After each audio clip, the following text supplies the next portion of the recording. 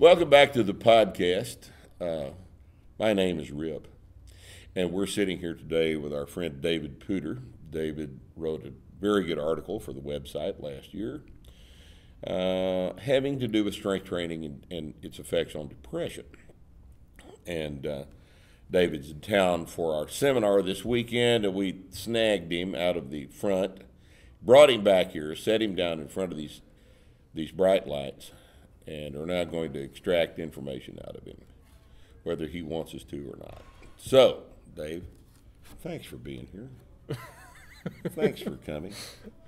So, since you have written the article, first let's briefly go over the gist of the article, because 98% of these people don't know what the hell I'm talking about, because nobody reads the articles we put. That's why we put them up several times, right? So, recap the gist of the article, and then let's see what's happened since then. So the gist of the article is, well, when I was going through residency, which was like 8 years ago, I read a book called Spark, and it was a book about the mental health benefits of cardio.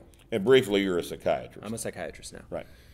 And so I was really interested in how exercise positively influenced mood. But for the longest time, I thought it was just cardio. Right. And so when I got into Everybody does. When I got into starting strength, Exercise equals cardio that's in the general perception. Yeah. yeah. So when I got into starting strength and weightlifting, I started kind of like looking up some articles and kind of doing some digging. And I had a couple different students who did some rotations, and they do some digging and some research for me. And so basically, the article that I wrote for starting strength was showing some of the newer studies that showed that strength training actually both decreases depression and improves cognitive function. Right. Both cognitive function, like for someone who's healthy in their 40s, but also cognitive function in someone who's like 70 or 80 who wants to prolong, Their ability to have cognitive function. their IQ, Right. Prevent dementia, which is a huge issue for people who are older. Yes. So I started looking into it, and so I was like, you know what, I think this would be a good article for starting strength. I mean, we hadn't met before, but And it's extremely important because one of the more universal observations that everybody, literally everyone that starts this program makes, either several months or several years down the road, is that they didn't just get physically stronger. Mm-hmm. Everybody makes this observation. Sometimes it's hyperbolic in that it's possibly an overstatement, but everybody seems very enthusiastic about it. In that they will say it has changed my relationship with myself, but more importantly, it has changed my relationship with my family and friends and the general public. I present myself differently now. I function at a higher level. And they're not just talking about picking up the barbell. yeah.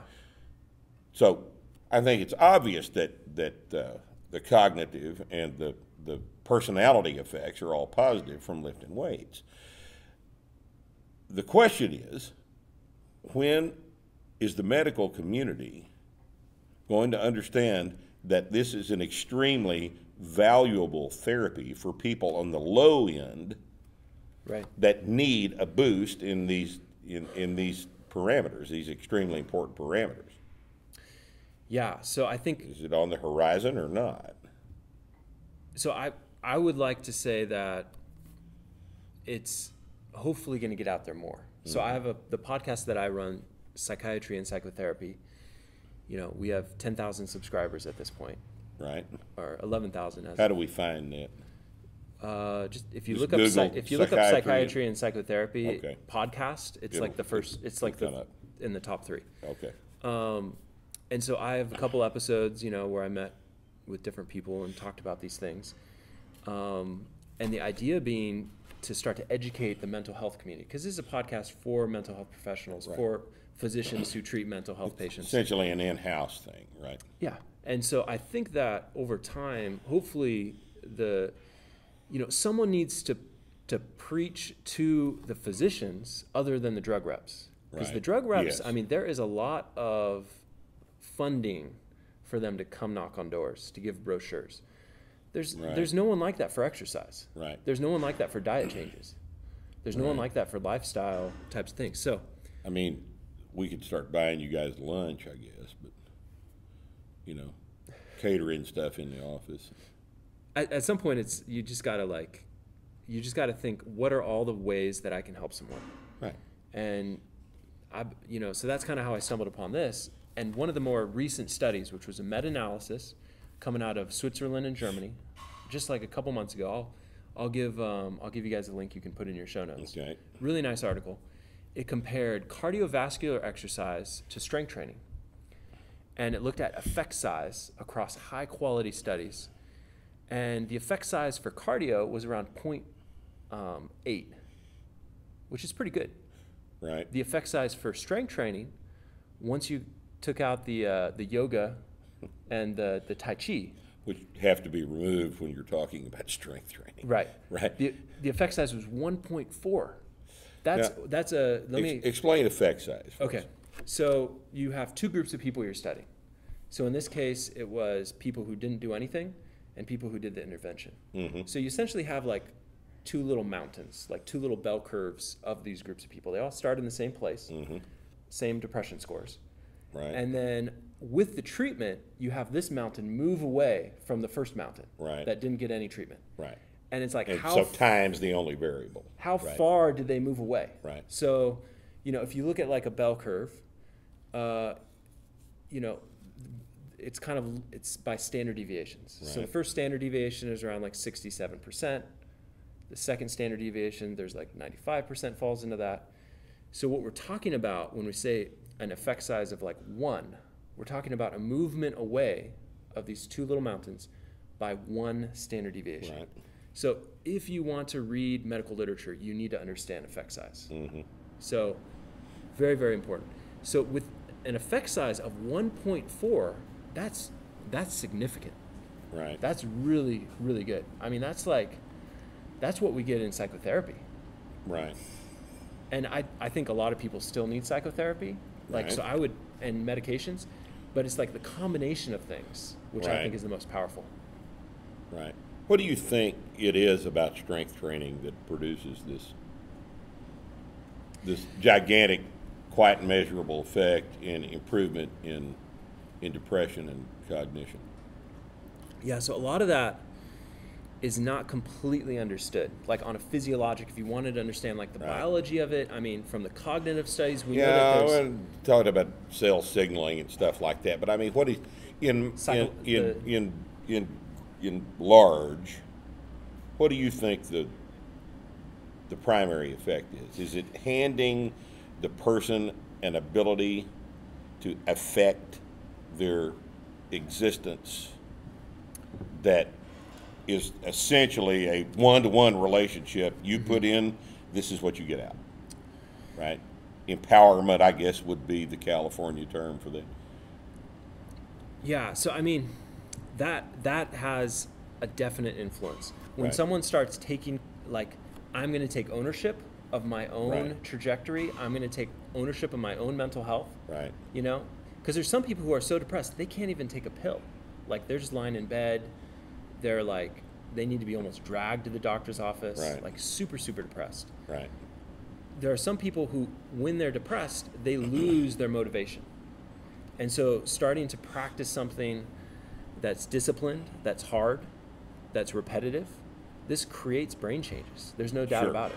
Sure. Stress recovery adaptation, I think, Right. doesn't just apply to strength gains. I think No. it applies to psychological gains. Sure. So if you want to develop calluses between your temples, Right. you have to do something hard. Right. And that's why actually in this study they show that intensity, like closer to your 1 rep max, Right. actually increased the effectiveness of the strength training, which is why starting strength just makes sense to me as well, because it's like you're actually pushing them Right. pretty hard. The 5th rep of a heavy set of 5 It's tough. is the most important rep. And probably the most important thing about that rep is that You decide to do it. You have to find out whether you can do it or not. And that requires that you actually start down on the squat and then see if you can get back up. If you can't get back up, you've learned something. If you do get back up, you've also learned something. And that's the lesson that we're talking. That's where the calluses between your ears come from. That's absolutely right. And I'm not really concerned about the mechanisms, the etiology of this kind of thing, although it's terribly important. But what I'm concerned about is the fact that we all know that this works.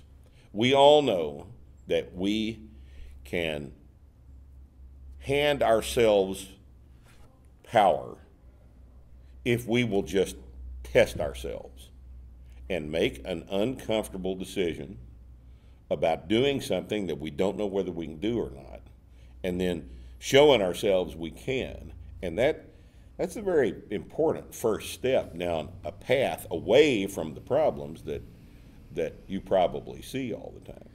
I've been coaching some people out of my garage, and I tell them, because a lot of times on that 5th rep, they don't psychologically think they can do it. So Right. You'll see them start to move up out of the squat, and then it's just like, oh, coming down. And It it's was like hard to push on. So we Right. have this rule in my little garage gym, like Yeah. you go for 5 seconds no matter what, Right. and you go all out for 5 seconds. Right. And a lot of times they surprise themselves. Yes. I've been doing this 41 years, and 2 weeks ago I surprised myself. What did you do? I did a 3rd rep that I knew I couldn't do. I was benching. Yeah. Steph spotting me. I'd done a heavy single, didn't feel terrible. Backed off to a set of 3. I got the first 2 reps. The 2nd rep felt like shit. Hurt, felt like shit. And I said, I'm going to try it. Just real close. And I knew I couldn't do it. And the damn thing went up better than the 2nd rep. You don't know until you try. That's all there is to it. And you're making a deal with yourself when you try something like that. You're making a deal with yourself. You're saying to yourself, it's all right if I miss it. I'm going to give myself permission to miss it. But I'm not going to give myself permission to not try it. And if you can make that leap, I think, good things lay down that path, right? Yeah, and I think it's if someone hasn't gone through a linear progression, they may not know what we're exactly talking about. They do not know. They absolutely do not know. I promise you, Dave, they don't know. And the only way to learn it is out there under the bar. Yeah. That it's that important. It really is. And all of us know that. Everybody that's been in this position that has, tonight during the seminar, during the 6 o'clock lecture, I'll ask people, everybody in the room, how many people in the room have not had the following experience? You take the bar out of the rack, you do 4 reps of your set of 5, you get down to the 5th rep and you say to yourself, I don't know that I can do this. And then you do it, and it goes, and you rack it, and you say to yourself, it wasn't as hard as I thought it was going to be. How else would you learn that?